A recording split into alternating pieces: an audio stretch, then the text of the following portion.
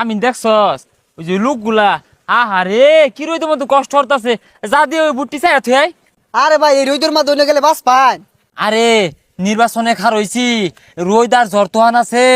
যায় সল্লা মাইরে বুটটি লই আয় পাস করলে তার খোঁজ লইতাম না রই দোয়াইতাম না আয় আমার লগে মানবতার ফেরিওয়ালা হয়ে গেছে মাইশার লগে ভালো মতো কথা কই না। ভাই আহারে কত কষ্ট ভাই বাড়াত আইন আনি ভাই বুহনে আইন আহারে কি কষ্ট